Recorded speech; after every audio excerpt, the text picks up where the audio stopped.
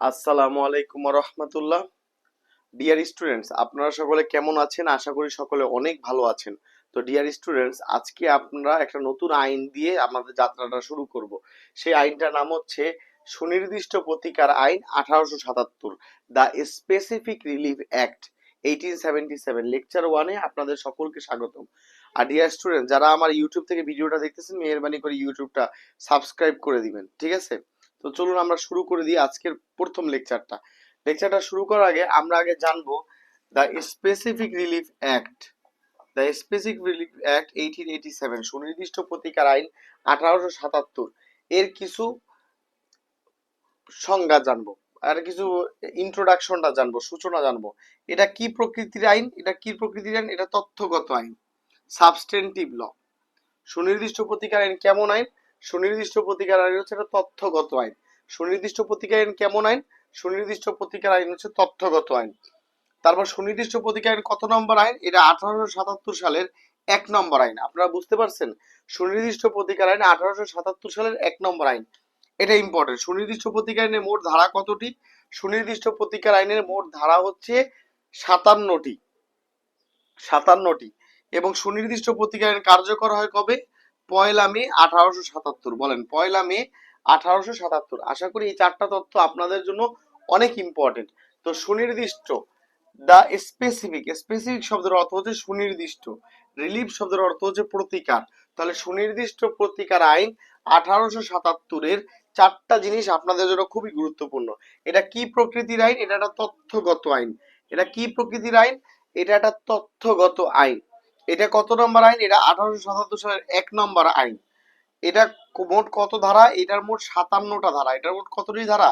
57টা ধারা। এবং এটা কার্যকর হয় কবে? এটা কার্যকর হয় 1 মে 1877। 1 মে 1877। 1 মে 1877। আশা করি এই ব্যাপারটা পুরো বুঝতে পেরেছেন সুনির্দিষ্ট প্রতিকার আইন সম্পর্কে। তো চলুন আমরা এখন আরো জানি। ওকে ডিয়ার স্টুডেন্টস, এখন আমরা যে ব্যাপারটা খেয়াল করবেন, এটা খুব ইম্পর্টেন্ট, মানে এটা খুবই ইম্পর্টেন্ট। এটা না জানলে সুনির্দিষ্ট প্রতিকার আইন আপনাদের বোঝানো খুব টাফ হয়ে যাবে। আশা করি এই অংশটা একটু খেয়াল করেন। দেখেন, আইনটার নাম হচ্ছে ইংলিশে দ্য স্পেসিফিক রিলিফ অ্যাক্ট 1877। 1877 সালের সুনির্দিষ্ট প্রতিকার আইন 1877। স্পেসিফিক, এই খেয়াল করেন, স্পেসিফিক এই শব্দের অর্থ হচ্ছে সুনির্দিষ্ট। স্পেসিফিক শব্দের অর্থ কি বলেন তো? সুনির্দিষ্ট। রিলিফ শব্দের অর্থ কি বলেন তো? প্রতিকার। শব্দটা খেয়াল করেন, সুনির্দিষ্ট প্রতিকার। অ্যাক্ট শব্দের অর্থ হচ্ছে আইন। সুনির্দিষ্ট প্রতিকার আইন 1877। তো খেয়াল করে দেখেন, ইংলিশ শব্দটা স্পেসিফিক শব্দের অর্থ হচ্ছে সুনির্দিষ্ট, একেবারে সুনির্দিষ্ট করা। রিলিফ শব্দের অর্থ হচ্ছে প্রতিকার। রিলিফ শব্দের অর্থ কি? প্রতিকার। অ্যাক্ট শব্দের অর্থ কি? আইন। তাহলে সুনির্দিষ্ট প্রতিকার আইন কত? 1877। আশা করি বুঝতে পারছেন ইংলিশ শব্দটা। এইবার আসলে সুনির্দিষ্ট শব্দের অর্থ কি? আমরা তো সুনির্দিষ্ট শব্দের অর্থটা জানবো। সুনির্দিষ্ট শব্দের সু শব্দের অর্থ হচ্ছে সুষ্ঠুট বা সঠিক। আর নির্দিষ্ট শব্দের অর্থ হচ্ছে কি বলেন তো? নির্দিষ্ট শব্দের অর্থ হচ্ছে নির্ধারিত বা চিহ্নিত।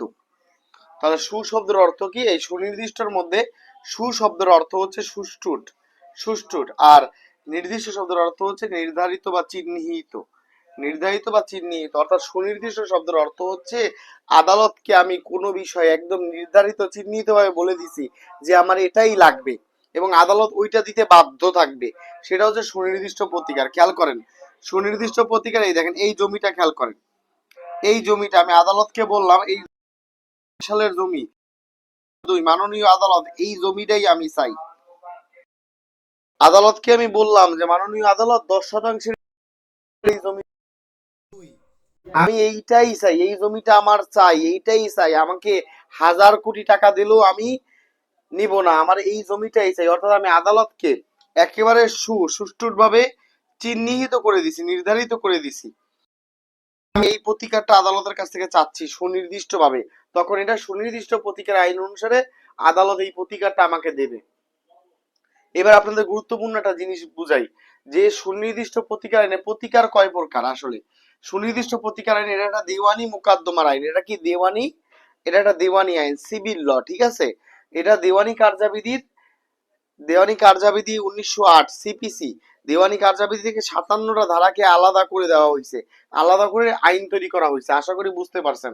এই দেখেন, প্রতিকার হচ্ছে দুই প্রকার, দেওয়ানি মামলা, এই আইনটা হচ্ছে কি আইন? দেওয়ানি আইন, এটা সিভিল ল। কোন দেওয়ানি মোকদ্দমায় প্রতিকার কয় প্রকার? কোন দেওয়ানি মোকদ্দমায় প্রতিকার হচ্ছে দুই প্রকার। কোন দেওয়ানি মোকদ্দমায় প্রতিকার হচ্ছে দুই প্রকার। একটা হচ্ছে ক্ষতিপূরণমূলক প্রতিকার, আপনারা লিখে রাখেন, ক্ষতিপূরণমূলক প্রতিকার, এবং আরেকটা হচ্ছে সুনির্দিষ্ট প্রতিকার। তো বলেন, তার কোন দেওয়ানি মোকদ্দমায় প্রতিকার কয় প্রকার? কোন দেওয়ানি মোকদ্দমায় প্রতিকার হচ্ছে দুই প্রকার, ক্ষতিপূরণমূলক প্রতিকার এবং আরেকটা হচ্ছে সুনির্দিষ্ট প্রতিকার। এই ক্ষতিপূরণমূলক প্রতিকারের ইংলিশ নাম হচ্ছে কম্পেনসেটরি রিলিফ। এই প্রতিকারটা দেওয়া হয় দেওয়ানি কার্যাবিধি 1908-এ। আর সুনির্দিষ্ট প্রতিকার, এটার নাম হচ্ছে স্পেসিফিক রিলিফ।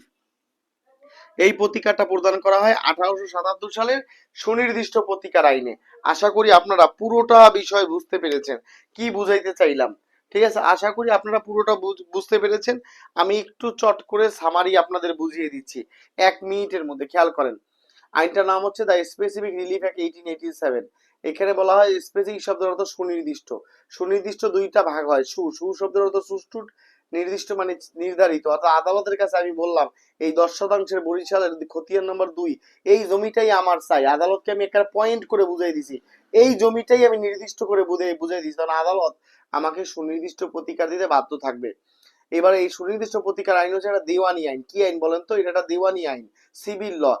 দেওয়ানি মোকদ্দমায় প্রতিকার হচ্ছে দুই প্রকার, একটা হচ্ছে ক্ষতিপূরণমূলক প্রতিকার, ইংলিশে বলা হয় কম্পেনসেটরি রিলিফ, যেটা দেওয়ানি কার্যাবিধি 1908 অনুসারে দেওয়া হয়, এবং আরেকটা হচ্ছে সুনির্দিষ্ট প্রতিকার, যেটাকে বলা হয় স্পেসিফিক রিলিফ, এবং এই প্রতিকারটা দেওয়া হয় 1877 সালের সুনির্দিষ্ট প্রতিকার আইন অনুসারে।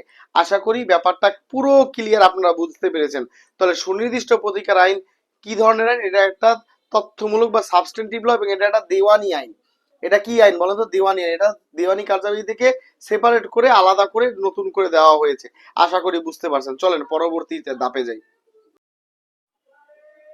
ওকে ডিয়ার স্টুডেন্টস, এখন আমরা এসআর অ্যাক্টের 5টা সূত্র জানবো। এসআর অ্যাক্টের কয়টা সূত্র বলেন তো? 5টা সূত্র সম্বন্ধে জানবো।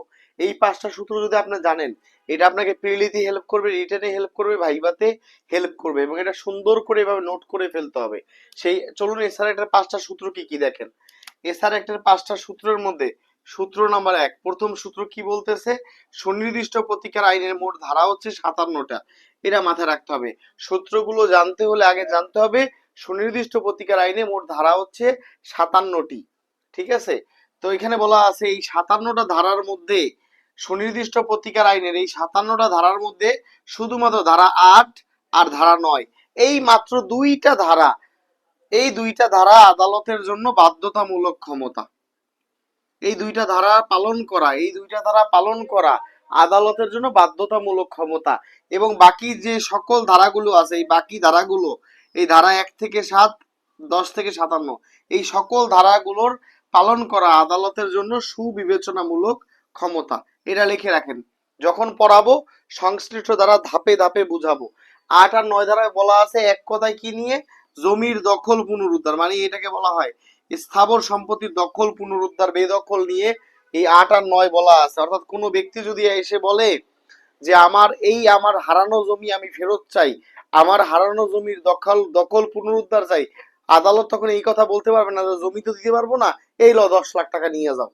এটা আদালত বলতে পারবে না, কারণ আদালতের জন্য ধারা 8 দখল পুনরুদ্ধার এবং ধারা 9 বেদখল সম্পত্তি পুনরুদ্ধার, এই দুইটা জিনিস পালন করা আদালতের জন্য বাধ্যতামূলক, ম্যান্ডেটরি। মানে একটা লোক এসে যদি বলে আমার জমি আমার ফেরত চাই, আদালত বলতে পারবে না জমির বদলে 10 লাখ টাকা নিয়ে যাও, জমির বদলে আপোষ করে ফেলাও, এটা আদালত বলতে পারবে না। অর্থাৎ সুনির্দিষ্ট প্রতিকার আইনে ধারা 8 আর ধারা 9 আদালতের জন্য পালন করা বাধ্যতামূলক ক্ষমতা। অর্থাৎ আইনে যা আছে বিচারক সেটা পালন করতে বাধ্য। ধারা 8 আর 9 সুনির্দিষ্ট প্রতিকার আইনের এই 57টা ধারার মধ্যে ধারা 8 আর ধারা 9 এই দুইটা ধারা আদালতের জন্য পালন করা বাধ্যতামূলক ক্ষমতা, ম্যান্ডেটরি পাওয়ার। আর বাকি যে সকল ধারাগুলি আছে, ধারা 1 থেকে 7, 10 থেকে 57, এটা আদালতের জন্য সুবিবেচনামূলক ক্ষমতা, ডিসক্রিশনারি পাওয়ার, এগুলি ব্যাখ্যা দিব, আমি আপনাদের ব্যাখ্যা শিখাবো, ম্যান্ডেটরি কোনটা, ডিসক্রিশনারি কোনটা শিখাবো। আগে আপনারা এই নোটটা করে ফেলেন। তাহলে সুনির্দিষ্ট প্রতিকার আইনের সূত্র 1 বলতেছে কি, সুনির্দিষ্ট প্রতিকার আইনে মোট 57টি ধারা, এর মধ্যে ধারা 8 আর ধারা 9, এই দুইটা ধারার আদেশ পালন করা আদালতের জন্য বাধ্যতামূলক ক্ষমতা, আর বাকি যে সকল ধারাগুলো আছে এই ধারাগুলো পালন করা আদালতের জন্য সুবিবেচনামূলক ক্ষমতা, আদালতের জন্য সুবিবেচনামূলক ক্ষমতা। আশা করি আপনারা বুঝতে পারছেন। তাহলে ধারা 8 আর 9 আদালতের জন্য পালন করা বাধ্যতামূলক ক্ষমতা। আশা করি আপনারা বুঝতে পারছেন। চলেন সূত্র 2 তে চলে যাই। ডিয়ার স্টুডেন্টস, আমরা এখন সূত্র 2 তে চলে যাচ্ছি। সুনির্দিষ্ট প্রতিকার আইন 1877, 1877 এর সুনির্দিষ্ট প্রতিকার আইন 1877 এর মোট ধারা আছে 57টা, এটা মাথায় রাখবেন। এর মধ্যে সূত্র 2 তে বলতেছে এই মধ্যে সূত্র 2 তে বলা আছে 9 ধারা, শুধুমাত্র এই ধারা 9, ধারা 9, এই ধারা 9 তে চলে রিভিশন, আর বাকি সকল ধারা এগুলোতে চলে আপিল। এটা শুধু মুখস্থ রেখে ফেলেন। এটা শুধু দেখেন, সুনির্দিষ্ট প্রতিকার 1877 এর ধারা আছে 57টা, এর মধ্যে শুধুমাত্র 9 ধারা, শুধুমাত্র 9 ধারায় চলে রিভিশন, 9 ধারায় চলে রিভিশন, 9 ধারায় চলে রিভিশন। আর বাকি 1 থেকে 8, 10 থেকে 57, বাকি 1 থেকে 8, 10 থেকে 57, এটাই চলে আপিল। তাহলে সুনির্দিষ্ট প্রতিকার আইন 1877, সুনির্দিষ্ট প্রতিকার আইন 1877 এর ধারা 9, ধারা 9 তে চলে রিভিশন, ধারা 9 তে চলে রিভিশন, আর 1 থেকে 8, 10 থেকে 57, বাকি সকল ধারায় চলে আপিল। আশা করি সূত্র 2টা আপনারা বুঝতে পারছেন। কি কি কথা বলছে সুনির্দিষ্ট প্রতিকার আইনের সূত্র 2 তে, সুনির্দিষ্ট প্রতিকার আইনে মোট ধারা আছে 57টি, 9 ধারায় চলে রিভিশন, আর বাকি সব ধারায় চলে আপিল। সুনির্দিষ্ট প্রতিকার আইনে মোট ধারা আছে 57টি, এর মধ্যে এই 9 ধারায় চলে রিভিশন, আর বাকি সব ধারায় চলে আপিল। আশা করি বুঝতে পারছেন। চলেন পরবর্তীটায় যাই। ওকে ডিয়ার স্টুডেন্টস, এখন আমরা চলে গেছি সূত্র 3-এ। আমরা সূত্র 3 এখন চলে গেছি। সুনির্দিষ্ট প্রতিকার আইন 1877 এর আমরা সূত্র 3 পড়ব। এখানে বলা আছে সুনির্দিষ্ট প্রতিকার আইন 1877 এর মোট 57টা ধারার মধ্যে 3টা ধারায় জরিমানার বিধান দেওয়া আছে। পরীক্ষা আসবে সুনির্দিষ্ট প্রতিকার আইনের কোন ধারায় জরিমানার বিধান দেওয়া আছে, জরিমানার বিধান দেওয়া আছে, শাস্তির বিধান দেওয়া আছে কোন ধারায়, তখন বলবেন 3টি ধারায়। কয়টা ধারায়? 3টি ধারায়। মোট কয়টা ধারায়? এই যে 3টি ধারায় জরিমানার বিধান দেওয়া আছে। মুখস্থ করবেন কেমনে? 19 1 19, ধারা 19, 19 2 38, ধারা 38 এবং 41, এই 3টি ধারায় জরিমানার বিধান দেওয়া আছে। পরীক্ষা যদি আসে সুনির্দিষ্ট প্রতিকার আইনের কোন ধারায় জরিমানার বিধান দেওয়া আছে, আপনি বলবেন সুনির্দিষ্ট প্রতিকার আইন এসআর অ্যাক্ট 1877, 1877 এর মোট 57টা ধারার মধ্যে 3টি ধারায় জরিমানার বিধান দেওয়া আছে, ফাইনের বিধান দেওয়া আছে, শাস্তির বিধান দেওয়া আছে। 19 1 19, ধারা 19-এ, 19 2 38, ধারা 38-এ এবং 41, অর্থাৎ 19 38 41, 19 38 41। সুনির্দিষ্ট প্রতিকার আইনের 3টা জায়গায় 19 38 এবং 41, এই 3টি জায়গায় জরিমানার বিধান দেওয়া আছে। সুনির্দিষ্ট প্রতিকার আইনের 19, ধারা 19, 19 2 38, ধারা 38 এবং ধারা 41, এই 3টা জায়গায় জরিমানার বিধান দেওয়া আছে। তাহলে আমরা চট করে একটা 10 সেকেন্ডের রিভিশন দিই। সূত্র 3-এ বলা আছে সুনির্দিষ্ট প্রতিকার আইন 1877, 57টা ধারার মধ্যে 3টি ধারায় জরিমানার বিধান দেওয়া আছে। 19 ধারা, 19 1 19, 19 2 38, 38 ধারা এবং 41, এই 3টা ধারায় জরিমানার বিধান দেওয়া আছে, এই 3টা ধারায় জরিমানার বিধান দেওয়া আছে। আশা করি আপনারা বুঝতে পারছেন। চলেন আমরা এখন সূত্র 4-এ চলে যাই। ওকে ডিয়ার স্টুডেন্টস, এবার একটু মনোযোগ দিয়ে খেয়াল করেন আপনারা। আমরা চলে আসছি সুনির্দিষ্ট প্রতিকার আইনের সূত্র 4। সূত্র 4-এ কি বলেছে? সূত্র 4-এ বলেছে সুনির্দিষ্ট প্রতিকার আইন 1877 এর মোট 57টা ধারার মধ্যে 4টা ধারা, 4টি ধারা, অর্থাৎ সুনির্দিষ্ট প্রতিকার আইনের সুনির্দিষ্ট প্রতিকার আইন 1877 এর মোট ধারা কতটি? 57টি। এই 57টি ধারার মধ্যে 4টি ধারা, কয়টি ধারা বলেন তো? 4টি ধারা। কয়টি ধারা বলেন? 4টি ধারা। এই 57টা ধারার মধ্যে 4টি ধারা দেওয়ানি কার্যাবিধি 1908, মানে the code of civil procedure এর পদ্ধতি অনুসরণ করে। আগে এই কথাটা বোঝেন। সুনির্দিষ্ট প্রতিকার আইনে মোট 57টা ধারা আছে। এই 57টা ধারার মধ্যে 4টা ধারা, কয়টা ধারা? 4টা ধারা। সুনির্দিষ্ট প্রতিকার আইনের 4টা ধারা, সুনির্দিষ্ট প্রতিকার আইনের 4টি ধারা দেওয়ানি কার্যাবিধি 1908 এর পদ্ধতি অনুসরণ করে। তো চলুন চট করে জেনে নিই সুনির্দিষ্ট প্রতিকারের কোন চারটা ধারা, সুনির্দিষ্ট প্রতিকারের কোন চারটা ধারা এই পদ্ধতি মেনে চলে। এক হচ্ছে 8, ধারা 8, ধারা 10, ধারা 44, ধারা 53। অর্থাৎ সুনির্দিষ্ট প্রতিকারের ধারা 8, 10, 44, 53। 8, 10, 44, 53। সুনির্দিষ্ট প্রতিকার আইন 1877 ধারা 8 দেওয়ানি পদ্ধতি অনুসরণ করে, ধারা 10 দেওয়ানি পদ্ধতি অনুসরণ করে, ধারা 44 দেওয়ানি পদ্ধতি অনুসরণ করে, ধারা 53 দেওয়ানি পদ্ধতি অনুসরণ করে। আশা করি আপনারা সূত্র চারটা বুঝতে পেরেছেন। ধারা 8, 10, 44, 53 এই চারটা ধারা দেওয়ানি পদ্ধতি অনুসরণ করে। অর্থাৎ সুনির্দিষ্ট প্রতিকারের মোট ধারা আছে 57টা, কিন্তু মোট সুনির্দিষ্ট প্রতিকারের 57টা ধারার মধ্যে চারটা ধারা দেওয়ানি পদ্ধতি অনুসরণ করে, ধারা 8, 10, 44, 53। ধারা 8, 10, 44, 53। আশা করি আপনারা পুরোটা বুঝতে পারছেন ইনশাআল্লাহ। ওকে ডিয়ার স্টুডেন্ট, আমরা লেকচার 1 এর এবার আজকে লাস্টের সূত্র 5 শিখবো। আজকে সূত্র 5 এর একদম শেষে চলে আসছি, সেটা একটু মাথায় রাখেন। সুনির্দিষ্ট প্রতিকার আইনের সূত্র 5, এখানে মোট 57টা ধারার মধ্যে সুনির্দিষ্ট প্রতিকার আইন 1877 এর 57টা ধারার মধ্যে দুইটা ধারা, জাস্ট দুইটা ধারা, 9 ধারায় বলা আছে কি, এই 9 ধারায় কোট ফিটা হচ্ছে অ্যাড ভ্যালোরাম কোট ফির অর্ধেক। এই কথাটা লিখে রাখেন। সুনির্দিষ্ট প্রতিকার আইন 1877 এর ধারা 9, এই ধারা 9 এর কোট ফি কত, আদালতের কোট ফি কত, কোট ফি হচ্ছে অ্যাড ভ্যালোরাম কোট ফির অর্ধেক, অ্যাড ভ্যালোরাম কোট ফির অর্ধেক, অ্যাড ভ্যালোরাম কোট ফির অর্ধেক। এবং ধারা 42, 43 এই ধারাটা কি নিয়ে বলা আছে, ঘোষণামূলক মোকদ্দমা, ঘোষণামূলক মোকদ্দমা, ঘোষণামূলক মোকদ্দমা। এটার কোর্ট ফি হচ্ছে 300 টাকা, মাথায় রাখবেন। তাহলে সুনির্দিষ্ট প্রতিকার আইন 1877 এর ধারা 9 এর কোর্ট ফি কত, অ্যাড ভ্যালোরাম কোর্ট ফির অর্ধেক। আর ধারা 42, 43 এর কোর্ট ফি কত, 300 টাকা। ঘোষণামূলক মোকদ্দমার কি কোর্ট ফি কত, 300 টাকা। এই দুইটা এই দুইটা বাদ দিয়া বাকি যত ধারা আছে সুনির্দিষ্ট প্রতিকার আইনের সকল ধারার কোর্ট ফি হচ্ছে অ্যাড ভ্যালোরাম কোর্ট ফি, অর্থাৎ মূল্যানুপাতিক হারে কোর্ট ফি। এইবার অনেকেই বুঝতে পারতেছে না যে অ্যাড ভ্যালোরাম কোর্ট ফি জিনিসটা কি, আমি তাদেরকে বুঝিয়ে দিচ্ছি। সেটা হচ্ছে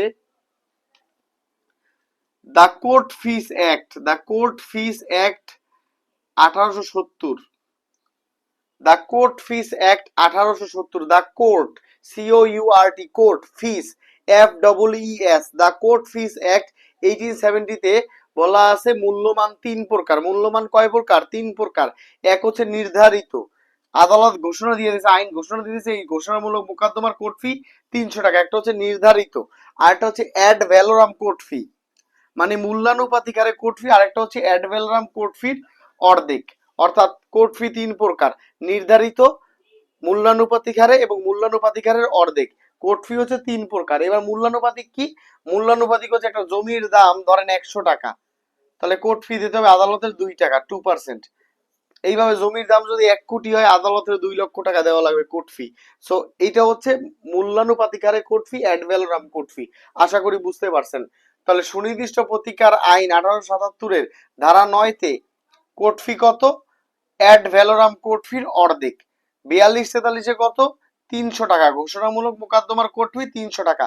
এবং বাকি সকল ধারা এই দুইটা বাদ দিয়ে বাকি সকল ধারার কোর্ট ফি কত, অ্যাড ভ্যালোরাম কোর্ট ফি। আশা করি আপনারা সুনির্দিষ্ট প্রতিকার আইনের 5টা ধারা একদম পরিপূর্ণভাবে বুঝে গেছেন। তো ডিয়ার স্টুডেন্ট, আজকে এই পর্যন্তই, দেখা হবে নেক্সট ক্লাসে।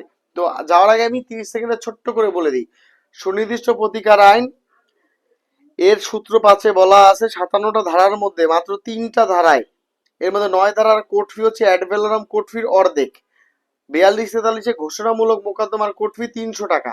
এই কয়টা বাদ দিয়ে বাকি সকল ধারার কোর্ট ফি কি, অ্যাড ভ্যালোরাম কোর্ট ফি। আশা করি আপনারা বুঝতে পারছেন। তো এটা বারবার রিভিশন দিবেন। আমরা চলে যাব লেকচার 2 তে। লেকচার 2 তে আমরা সবাই এটা দেখতে পাবো ইনশাআল্লাহ। আসসালামু আলাইকুম।